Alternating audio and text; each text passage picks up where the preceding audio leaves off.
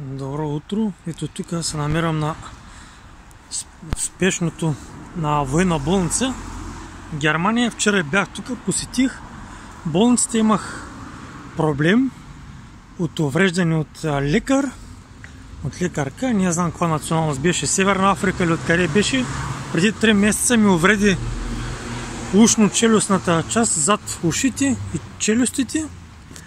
И 3 месеца се лутам и насам натам и реших да посета болницата. Тук домашната лекарка ме прати в военната болница да видим какво ще стане. И идвам вчера, още на рецепцията, 2 госпожи, едната беше с немски вид, така, руса бълнинка, добре.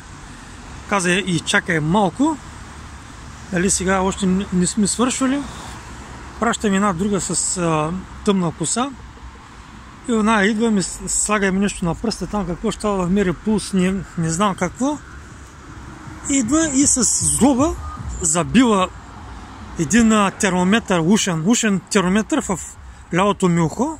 И вчера получих, вместо никаква помощ не ми помогнаха от първото лекарско увреждане, където получих от ортопедията преди 3 месеца, не ми помогнаха тук, напротив, получих болка в лявото ухо. Ето това е, ви сами трябва да си прецените какво представлява и медицината в Европейския съюз. И това е, значи като видя, че си българин, като видя, че говориш и още по-зле, че аз съм българин, не съм нито от малцинствата, от нищо, няма кой да ми защитава правата. И видя, че не говориш перфектно немски, гледате на карта именството и ти правите допълнително увреждане. Той сега ще влиза вътре. Вчера ми казаха там, значи припратима първото момиче в челюстна хирургия. И аз му обясних какво е, що е. Челюстна хирургия беше един мъж, също не беше немец. Жената не знам каква беше с европейен вид. Ама то казва на психична основа това, където болят, нали, зад ушите и долу челюстта. Значи точно тогава, когато съм посетил тая ортопедка на 18 април, значи точно тогава веднага е станало това, нали, на психична основа. Виж, веднага търсят оправдание да оправдаят лекара. Виж, тук няма да има лекар, няма виновен. И още повече, че тя е някаква бежанка лекарката. Аз, нали, съм българин, 103-та употреба човек. Нали, може с мен да правят експерименти, да ме вреждат и т.н. Това ли им демокрацията? Това ли им са европейските ценности?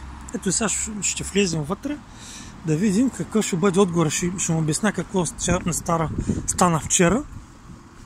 Малко съм развълнуван, естествено. Тук си в вражеска територия.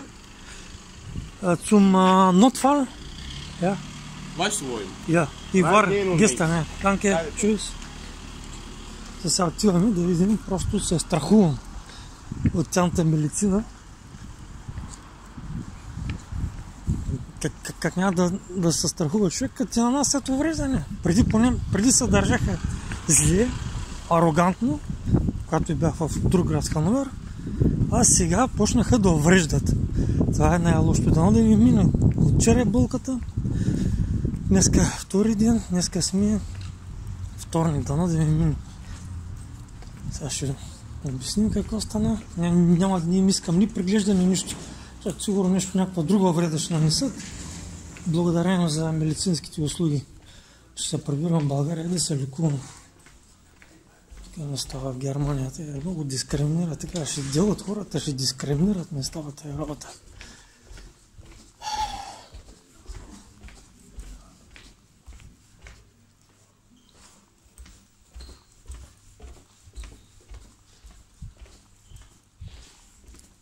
Сега сме тук да видим дали е затворено.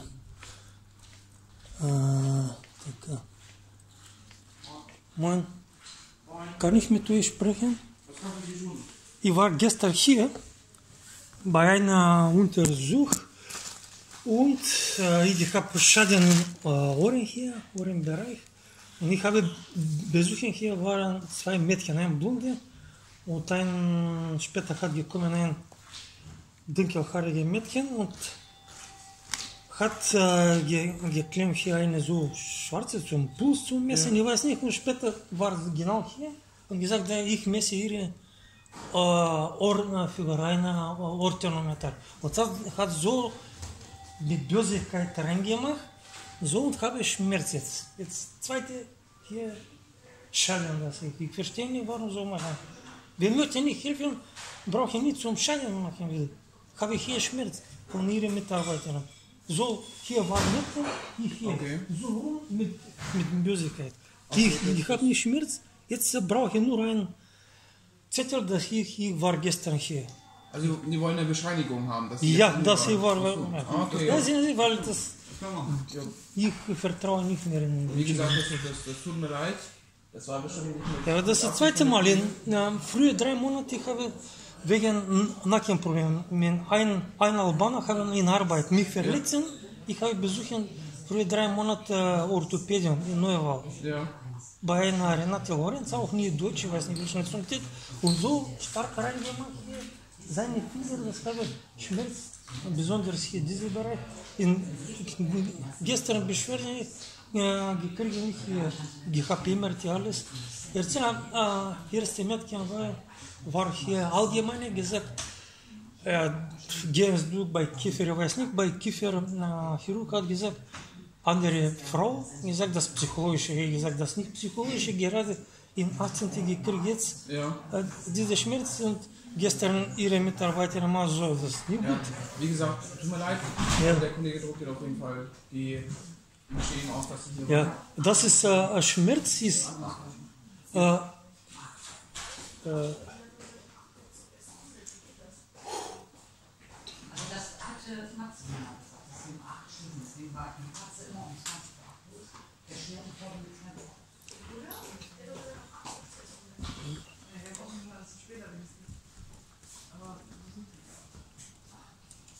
genau. Ich glaube, das ist nicht. Tut mir leid, ich kann es jetzt nicht nachvollziehen. Ja, vielen Dank.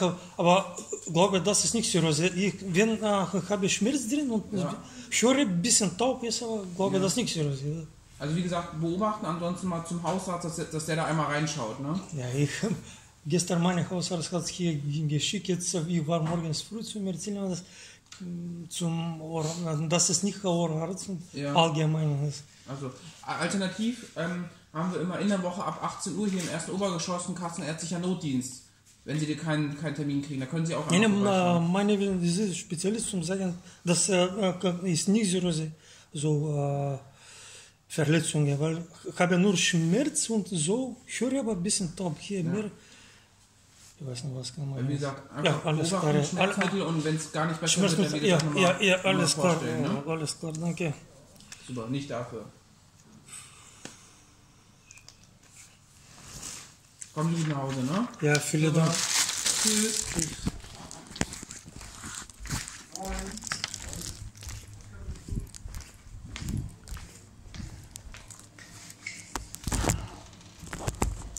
Что-то більше культури, вас питам. От не з Садори, да не мені ход така.